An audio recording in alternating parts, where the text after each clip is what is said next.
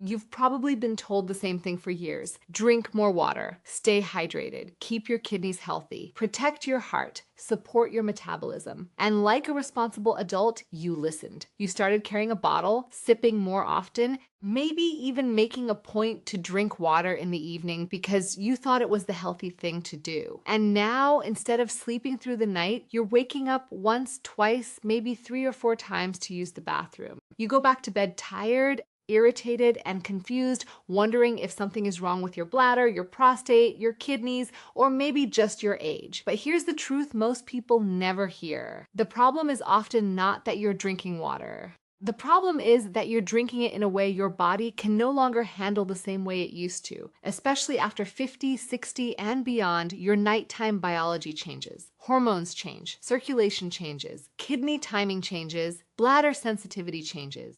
And if you keep following generic hydration advice made for younger, healthier bodies, you may be accidentally creating the exact problem you're trying to prevent. I'm Dr. Ava Carter, and today I'm going to walk you through the right way to drink water if you want to stop waking up at night to urinate. Not by guessing, not by simply telling you to drink less, and definitely not by giving you vague advice you've already heard. I'm going to show you the 4 hydration mistakes that quietly trigger nighttime bathroom trips, why they happen, and what to do instead. And I'll tell you right now, mistake number 1 is the one that surprises almost everyone because it has less to do with how much water you drink and more to do with what your body is doing with that water after you lie down. Before we go further, I want to ask you something simple. How many times did you wake up last night to use the bathroom? Put the number in the comments, 1, 2, 3, or more. And if you're over 60, let me know your age too, because that changes this conversation more than most people realize. Let's start with mistake number 4. Mistake number 4. Drinking healthy evening beverages that are not helping you at all. This is where many people get blindsided. They assume the issue is only water volume, so they focus on cutting out plain water before bed, but then they still have tea after dinner, or coffee late in the day, or sparkling water with dinner, or a glass of wine because it helps them relax. And they don't realize that some drinks are far more disruptive at night than plain water ever was. Your body is supposed to prepare for sleep by slowing urine production during the evening. Part of that process depends on hormones that help the kidneys conserve fluid while you sleep, but caffeine and alcohol interfere with that. Caffeine doesn't just make you feel alert. It can also increase urine production and irritate the bladder. Alcohol has a similar nighttime cost. It can increase urination, fragment sleep, and make it easier for you to wake up at the slightest bladder signal. So even if your bladder isn't full enough to wake you deeply, your sleep becomes lighter and more fragile, and suddenly a minor urge becomes a full trip to the bathroom. And here's where people get fooled. They say, but I only had tea, or it was just 1 glass of wine, or it was decaf. The problem is that late day bladder triggers often stack. A little caffeine, a little alcohol, a little evening water, a little salty dinner, and a little age-related sleep disruption. Each one alone may not be enough. Together, they are. I had a patient in her late 60s who swore she barely drank anything at night. When we reviewed her evenings carefully, she was having a large mug of black tea at 6:30, a bowl of fruit around 8, and sparkling water before bed because it felt lighter than plain water. On paper, it didn't seem extreme. In real life, it was the perfect setup for waking twice a night. Once we removed the tea after mid-afternoon and changed her evening drink to a small amount of plain water earlier in the night, she improved within days. So here's your first correction. If nighttime urination is a problem, your safest evening beverages are usually simple and boring. A modest amount of plain water earlier in the evening. If you want something warm, use a truly caffeine-free herbal tea and not right before bed. Try to keep anything stimulating, bubbly, or alcoholic out of the final part of your evening. It sounds basic, but for many people, this alone removes one entire bathroom trip. But this is only the surface layer, because even if you completely fix your evening beverages, you can still wake up at night if your water timing is wrong. And that brings us to mistake number 3. Mistake number 3, drinking the right amount of water at the wrong time of day. This is one of the biggest misunderstandings in hydration. People focus almost entirely on how much they drink while completely ignoring when they drink it. And when it comes to nighttime urination, timing can matter just as much as quantity. Your kidneys are not working at the same pace all day long. During the daytime, your body is built for intake, circulation, movement, and elimination. You're upright, blood flow is different, hormonal patterns are different, the system is active. But as evening approaches, your body is supposed to shift into conservation mode. That means less urine production, deeper rest, and fewer bathroom interruptions. Now think about how many adults actually drink water. They wake up and have coffee. They get busy. Maybe they forget water most of the morning. Lunch comes and goes. Afternoon hits, they feel dry, sluggish, or guilty about not drinking enough, so they start catching up. Then dinner comes, and suddenly they're drinking more water than they had all day. Maybe another drink with medications, maybe another because they heard dehydration is dangerous overnight, and by the time they lie down, they've placed a huge part of the day's fluid burden into the very hours when the body is least prepared to deal with it quietly. This is why I tell patients something that changes the way they think about hydration forever. If you want to sleep better, stop trying to hydrate equally across the whole day. Front load your water. Make the morning and early afternoon do the heavy lifting. That means when you wake up, drink water early. Not a giant, uncomfortable amount all at once, but a meaningful amount. Then continue steadily through the morning. Keep going into early afternoon, and by late afternoon, start tapering instead of catching up. One retired man I worked with in his 70s kept telling me, "I don't understand it. I only drink when I'm thirsty." But his thirst pattern had shifted with age, and most of his thirst was showing up later in the day. When we mapped out his intake, nearly 60% of it was happening after 4 p.m. His bladder wasn't the mystery, his schedule was.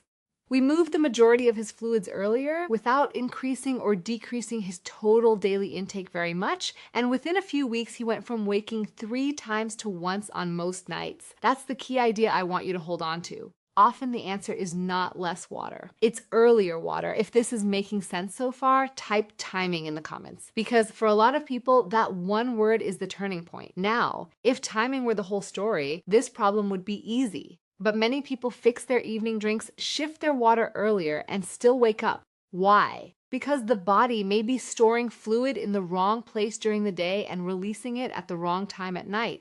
That is mistake number 2. Mistake number 2. Letting fluid pool in your body all day and then blaming your bladder at night. This one is incredibly common, and almost nobody explains it clearly. During the day, especially as we get older, fluid does not always stay neatly inside the bloodstream. Some of it leaks into tissues.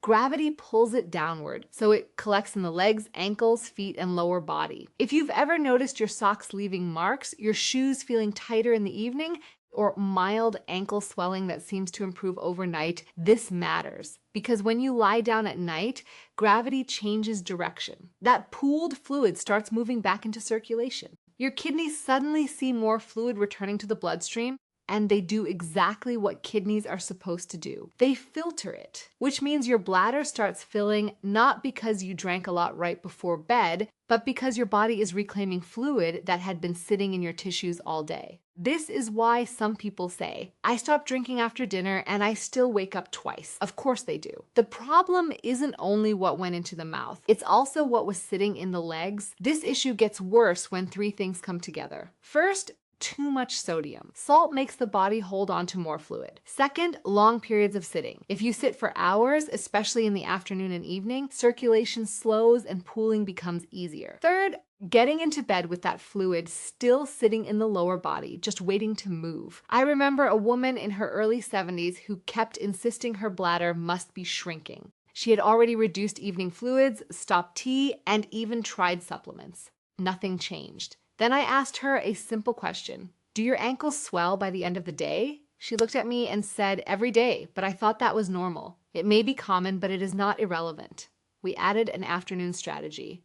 Elevate the legs for a short period before evening, walk a little more in the second half of the day, and cut down heavily on the salty foods she had at dinner. Her nighttime urination dropped fast. So what should you do? First, take sodium seriously. Many people think they eat pretty healthy, but are unknowingly getting large amounts of sodium from soups, sauces, deli meats, breads, restaurant meals, and packaged snacks. Second, build movement into the later day, even if it's just walking around the house or taking a short stroll. Third, if your legs tend to swell, try elevating them in the late afternoon or early evening while you're still awake. so your kidneys can process some of that returning fluid before bedtime instead of after you fall asleep. This one change can feel almost unfair when people discover it, because they realize their bladder was being blamed for a circulation problem all along.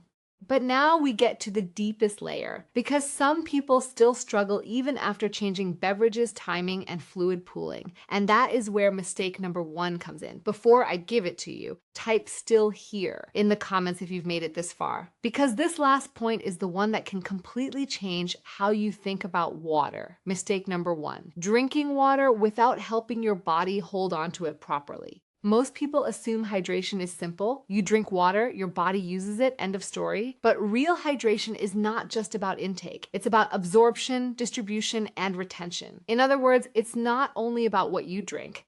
It's about whether your body can use that water efficiently instead of pushing it straight through to the bladder. This matters more with age than most people realize. As people get older, thirst signals become less reliable, muscle mass often decreases, medication use increases, and electrolyte balance becomes more fragile. Some people are technically drinking enough fluid, but they are not holding and using it in the most stable way. That leads to a pattern I see all the time. Large glasses of plain water taken quickly, especially later in the day, followed by almost immediate urination and very little real benefit. If you drink a big amount of water all at once, especially on an emptier system or without much supportive nutrition around it, your body may treat a chunk of that as excess to get rid of. That means your bladder fills quickly, but your tissues may not actually be getting the steady hydration support you thought they were. Then you feel dry again later, so you drink again, and the cycle repeats. This is why the right way to drink water is often slower, steadier, and more intelligently paired with your day.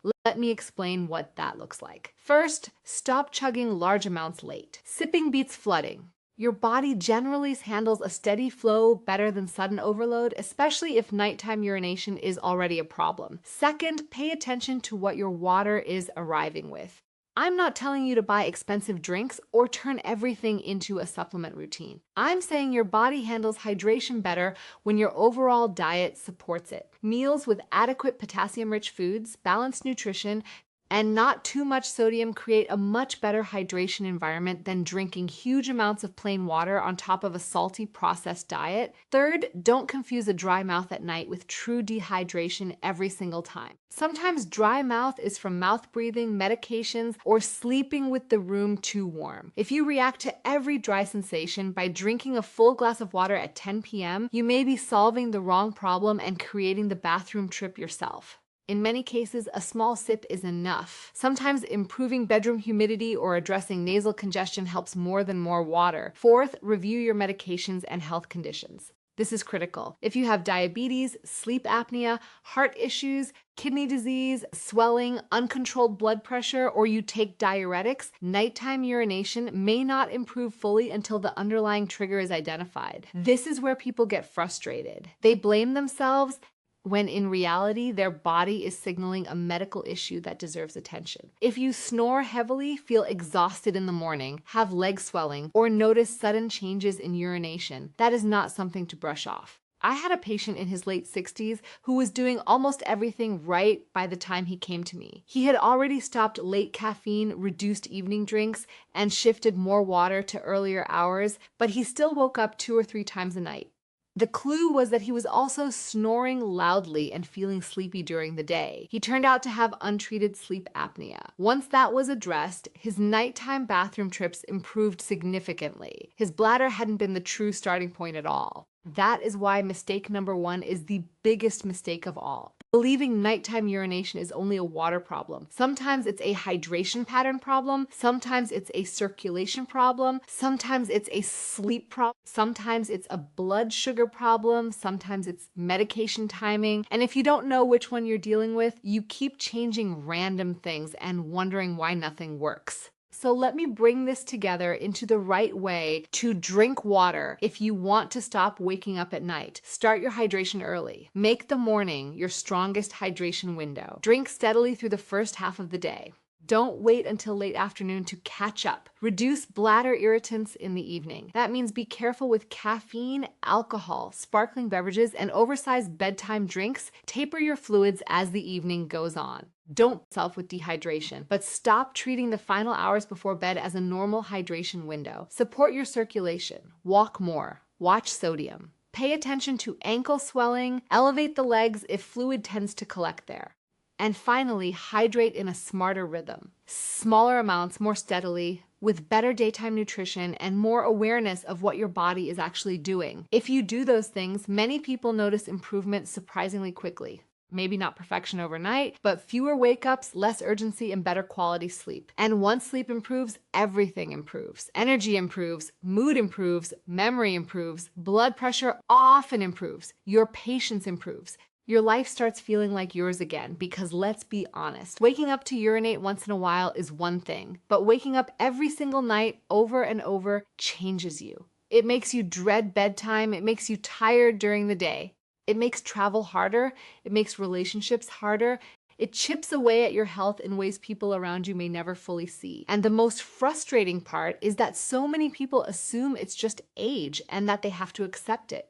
No. Age changes the rules, but it does not mean you stop looking for the right strategy. So tonight, I want you to do something simple. Don't just promise yourself you'll drink less. That's too vague and often the wrong answer. Instead, ask yourself 4 better questions. Did I drink most of my water early enough today? Did I have anything in the evening that irritated my bladder? Did I give fluid a chance to pool in my legs all day?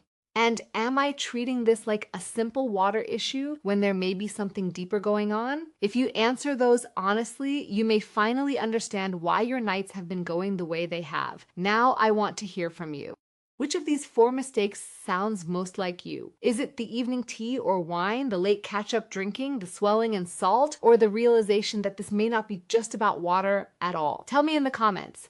I read them, and your answer may help someone else realize they are not imagining this and they are not alone. If this helped you, press like so more people who are losing sleep night after night can actually find this information. Subscribe if you want more clear, honest guidance on bladder health, sleep, aging, and the daily habits that quietly change how your body functions after 50 and 60. And share this with someone who keeps saying, I don't know why I'm always up at night. Because sometimes the answer is not another pill. Sometimes it starts with finally understanding the right way to drink water. I'm Dr. Ava Carter.